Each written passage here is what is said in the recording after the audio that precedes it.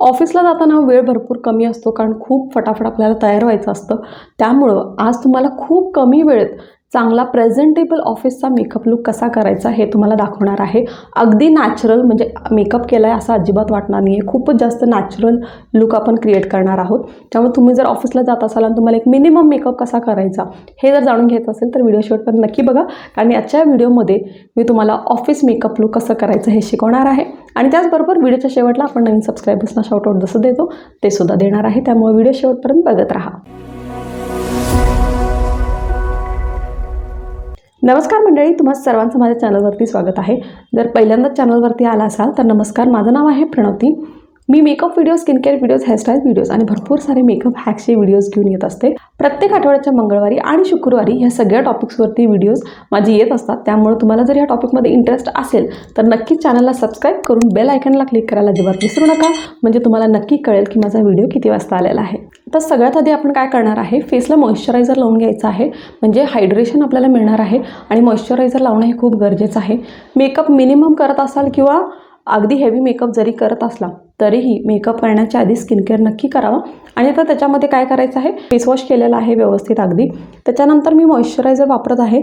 मॉइश्चरायझरसाठी मी हा पॉन्ड्सचा light moisturiser use करत आहे.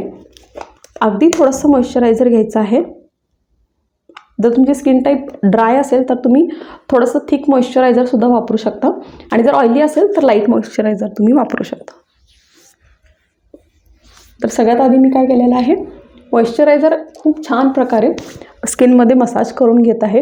म्हणजे खूप छान असा ग्लो येतो. मॉइश्चरायझर लावल्यानंतर स्किन खूप हायड्रेटेड दिसते. त्या मॉइश्चरायझर लावायचं आणि 2 मिनटं छान असं मसाज करून घ्यायचं. मॉइश्चरायझर लावून झाल्यानंतर सनस्क्रीन लावायला अजिबात विसरायचं नाही. कारण आपण ऑफिसला जाणार आहे, सन एक्सपोजर आपल्याला होणार आहे. त्यामुळे सनस्क्रीन अजिबात स्किप करायचं नाही. कारण सनस्क्रीन हे स्किन केअरमधला सगळ्यात इम्पॉर्टंट पार्ट आहे. त्यामुळे सनस्क्रीन लावायला अजिबात विसरायचं नाही.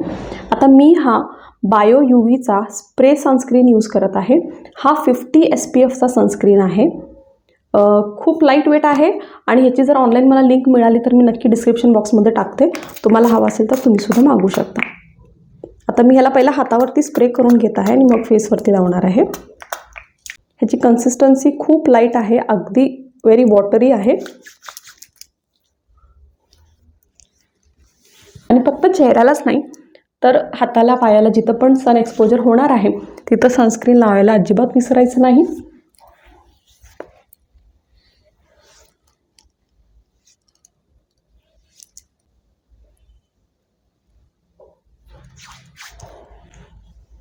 आता सनस्क्रीन लावून झाल्यानंतर मी आता मेकअपमधला सगळ्यात पहिला प्रॉडक्ट यूज करणार आहे.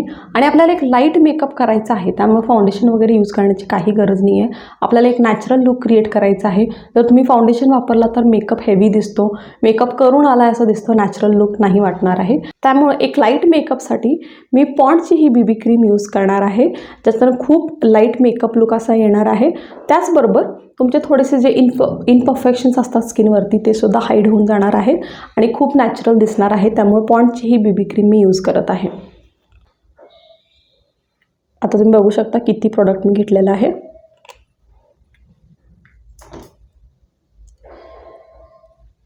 आणि ह्याला फक्त डॉट्समध्ये मी संपूर्ण फेसवरती लावत आहे. नेकला अजिबात विसरू नका. आता मी पुढं कन्सिलर वगैरे वापरणार नाही आहे. मला एक लाईट मेकअप हवा आहे.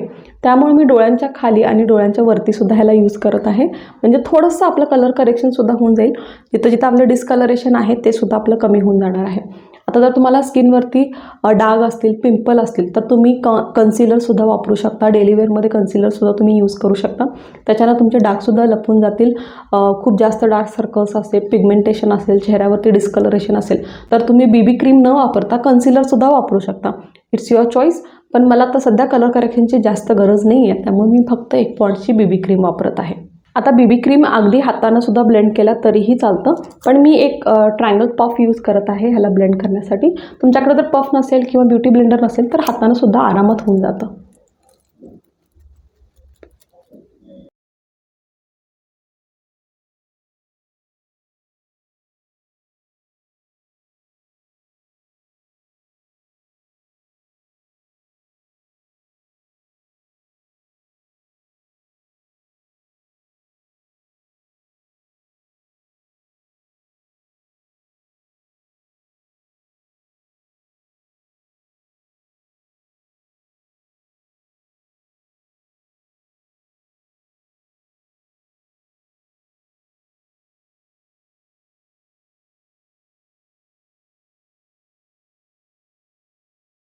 आता आपण पॉन्डची बीबी क्रीम वापरलेली आहे, क्रीम प्रोडक्ट वापरलेला आहे, त्यामुळे स्किनवरती थोडंसं चिकटपणा आपल्याला वाटत असतो कारण आपण क्रीम लावलेली आहे.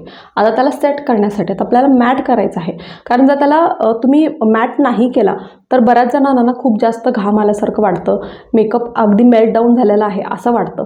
त्यामुळे त्याला सेट करणं हे खूप गरजेचं आहे. आता सेट करण्यासाठी तुम्ही कॉम्पॅक्ट पावडर वापरा किंवा लूज पावडर वापरा, जे पण तुमच्याकडे आहे तुम्ही वापरू शकता. तर मी काय करणार आहे, शुगरचा कॉम्पॅक्ट पावडर यूज करणार आहे आणि हा जो शेड मी यूज करत आहे तो आहे 30. शुगरचा dream cover SPF 15 mattifying compact powder आहे. तर हा मी यूज करणार आहे. तुमच्याकडे जे पण कॉम्पॅक्ट पावडर आहे ते तुम्ही यूज करू शकता.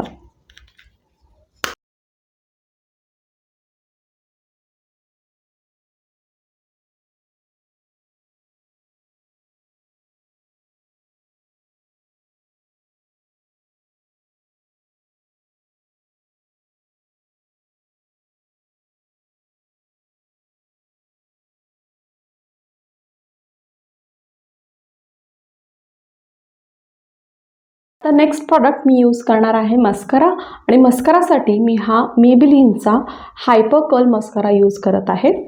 आणि ह्याच्यानं फक्त मी माझे आय लॅशेस करणार आहे, जास्त काही आय मेकअप करण्याची गरज नाही आहे, कारण ऑफिस वेअरसाठी कोणीही रोज आय मेकअप वगैरे करत नाहीत, कारण ते दिसायला चांगलंसुद्धा वाटत नाही. ठीक आहे, त्यामुळे तुम्ही मस्करा यूज करू शकता, किंवा जर तुम्हाला काजळ लावायला आवडत असेल तर तुम्ही काजळसुद्धा यूज करू शकता. मी मस्करा यूज करत आहे, कारण मस्कराने माझे लॅशेससुद्धा होऊन जाणार आहेत, आणि हेच मस्करा मी माझ्या आयब्रोजवरती फिरवले तर आयब्रोजसुद्धा सेट होऊन जातात. म्हणजे एकाच प्रॉडक्टमध्ये 2 काम होऊन जाणार आहेत.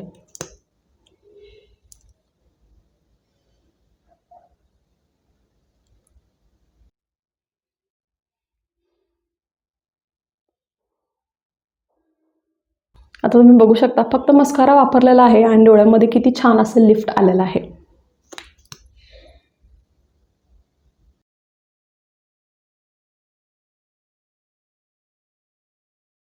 हे सेम मी माझ्या आयब्रोजवरती यूज करत आहे, म्हणजे आयब्रोजसुद्धा सेट होऊन जाईल. फक्त आयब्रोजला यूज करताना जे पण प्रॉडक्ट आहे हे सगळं एक्स्ट्रा काढून घ्यायचं आणि मगच आयब्रोवरती फिरवायचं, नाहीतर आयब्रोज खूप जास्त डार्क होऊन जातील. त्यामुळे एक्सेस प्रॉडक्ट जे आहे ते सगळं काढायचं आणि फक्त हा ब्रश आयब्रोजवरती फिरवायचा.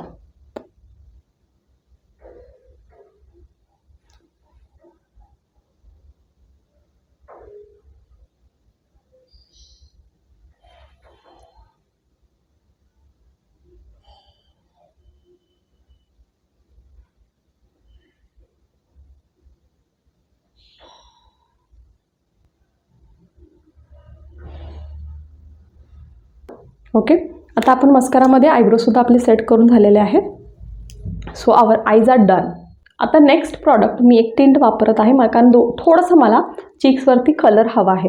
आता जे तुम्ही लिपस्टिक यूज करता ते सुद्धा तुम्ही तुमच्या चीक्सवरती वापरू शकता, तेही चालतं, म्हणजे त्याच्याने अजून एक प्रॉडक्ट कमीसुद्धा होतो. पण मला स्पेशली हा आवडतो प्रॉडक्ट, माय ग्लॅमचा हा लिप अँड चीक टिंट मला हा खूप आवडतो. ह्याचा कलर खूप छान आहे आणि ह्याचा शेड नंबर पण मी सांगते तुम्हाला, बेरी ब्लिस हा शेड नंबर आहे. हा मी यूज करणार आहे. हा मी फक्त थोडंसं माझ्या चीक्सवरती यूज करत आहे, म्हणजे हलकासा कलर असा येणार आहे चीक्सवरती.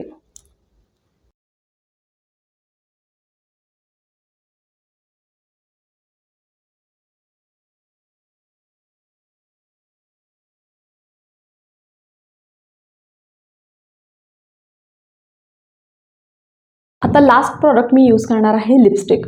आता लिप्ससाठी जर तुम्हाला मगाशी जो आपण लिप अँड चीक टिंट वापरला तो जरी वापरायचा असेल ते सुद्धा चालतं. अदरवाईज तुम्हाला एक सेपरेट लिपस्टिक जर यूज करायची असेल तर ते सुद्धा तुम्ही करू शकता. मला आजच्या या लुकसाठी मॅकची ही लिपस्टिक खूपच जास्त आवडती. ही एक पावडर केस लिपस्टिक आहे, शेड नंबर आहे 932.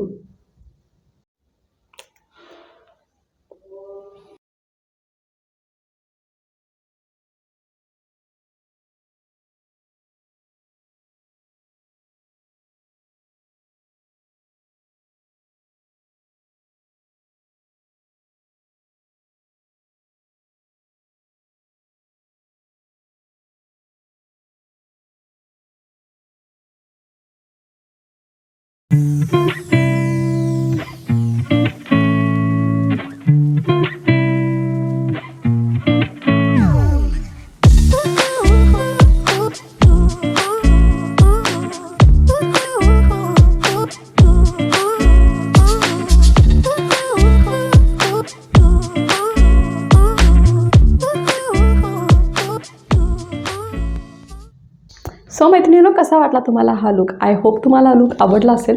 ट्रस्ट मी, फक्त 5च मिनिट लागतात हे मेकअप करण्यासाठी. व्हिडिओ जरी मोठा असला, तुम्ही बरेच जण मला म्हणतात 5 मिनिटाचा टायटल दिलेला आहे आणि व्हिडिओ इतका मोठा आहे. त्याचं कारण असं की मी खूप काही एक्सप्लेन करत असते, त्यामुळे व्हिडिओ थोडासा 5 मिनिटापेक्षा मोठा होऊन जातो. पण जर तुम्ही प्रॅक्टिकली हा मेकअप करायला गेला तर फक्त 5च मिनिट लागतात. तुम्ही नक्की ट्राय करून बघा. आणि जर मेकअप लुक आवडला असेल तर व्हिडिओला लाईक करायला अजिबात विसरू नका. आणि अजूनपर्यंत चॅनलला सबस्क्राईब केलं नसेल तर नक्की सबस्क्राईब करा. आणि आता जे सबस्क्रायबर शाउटआउटचे नावं आहेत ते मी फटाफट घेणार आहे. सो माझे जे न्यू सबस्क्रायबर्स आहेत, ज्यांनी रिसेंटली माझ्या चॅनलला सबस्क्राईब करून त्यांचं नावसुद्धा कमेंट सेक्शनमध्ये लिहिलं होतं, ते आहेत thank you so much Shreya Pandey, Snehal Vanjare, Ashwini Alse, Nishtha Joshi, Seema Garud, thank you so much Bharati, Kalyani Borse from Nashik, Shilpa Jagtap, Supriya Sawant, Ritu Kolvekar from Karnataka, Deepa Maral, Nalini Sudharkar Bhalerao, Rupali Thombare, Vibha from Mumbai, Shilpa Joshi, Mayuri, Sonia Mondhe and Pratima Patil. Guys, thank you so much for subscribing to my channel. I love you all. आणि गाईज, तुम्ही जर माझा व्हिडिओ पहिल्यांदा बघितला असाल आणि जर तुम्हाला माझं कॉन्टेंट आवडत असेल तर नक्कीच चॅनलला सबस्क्राईब करून तुमचं नावसुद्धा कमेंट सेक्शनमध्ये लिहायला अजिबात विसरू नका. म्हणजे माझ्या पुढच्या व्हिडिओजमध्ये मी तुम्हाला सुद्धा असं शाउटआउट देईन. तर चला, परत भेटू आपण पुढच्या व्हिडिओमध्ये. तोपर्यंत जय महाराष्ट्र.